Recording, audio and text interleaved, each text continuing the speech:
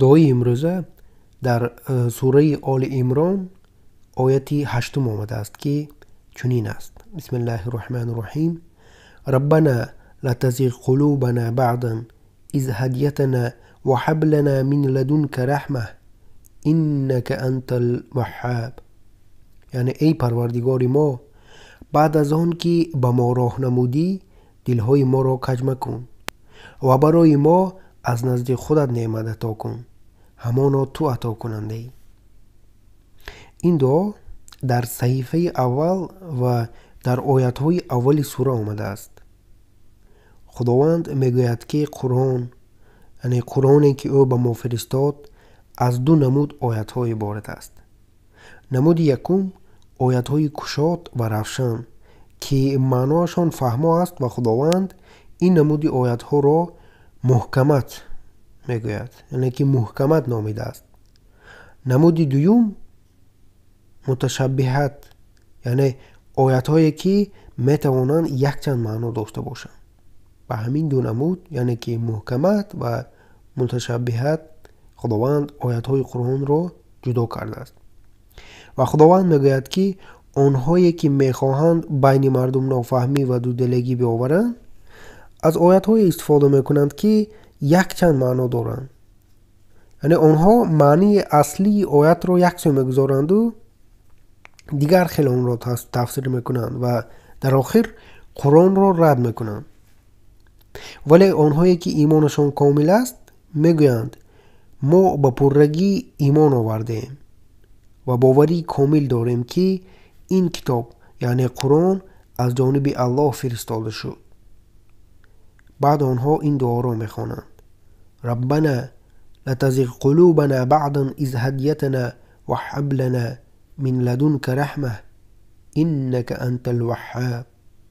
یعنی که ای پروردگار ما، بعد از آن که به ما راه نمودی، دلهای ما را کج مکن و برای ما از نزد خودت نعمت عطا کن، همانا تو عطا کننده ای. این دعا برای ما نه تنها برای نبرآمدن از راه راست، بلکه باز برای آن لازم است که ما بعد از آن که سخن حق به ما میرسد، یعنی که بعد از آن که ما در راه راست میشویم، پورا با آن پیروی کنیم.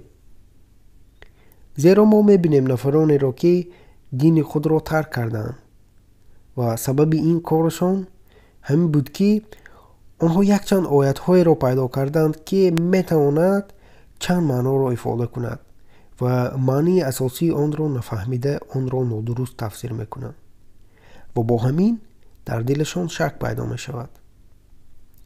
از همه عجایبشان است که آنها زبان عربی را نمیدانند و این آیات ها را از سامانه ها، سایت های گوناگون که مخصوص برای از راه زدن آنها تشکیل می شوند پیدا میکنند. در قرآن آیات هایی هستند که عقل آدم نمیتواند آنها را به پرگی درک کند و تفسیر پره آنها تنها در نزد الله است. شاید نفر سوال کند که برای چی این دعا لازم وقتی که انسان الکی در راه راست باشد؟ یعنی که اگر که الکی او در راه راست باشد، برای چی باز باید طلب کند که خداوند او را برای راست هدایت نماید و از آن راه او را بیرون نبرد؟ زیرا اگر شما یک بار تن و جسمی صحت داشته باشید، دیگر بیمار شدن نمیخواهید. اگر شما بوی شدید، پول بسیار را دیدید، دیگر کمبغل بودن نمیخواهید و به مانند همین و غیره. این هم همین گونه است. ولی فکر نکنید که اگر شما امروز در راه راست هستید، خدا نکرده مبادا از راه بیراه نمیشوید. چندین نفران را دیدم که از دین رو گرداندند و حتی عالمان دین نیز بین آنها بودند. آنی که ما امروز در راه راست هستیم، این رحمت پروردگار برای ما است و برای تصدیق این سخنها حیات شیطان را نگرید. مگر وی نمیدانست که خداوند کیست؟ مگر وی بهترین نبود که خداوند او را در بین فرشتگان جای داد؟ ولی در آخر چی شد؟ او امروز در کدام حالت است؟ برای همین ما نباید اینها را فراموش کنیم که خداوند همه وقت ما را می‌بیند و خداوند را شکر کنیم که رحمتش را به ما دریغ نداشته، ما را هدایت نموده است.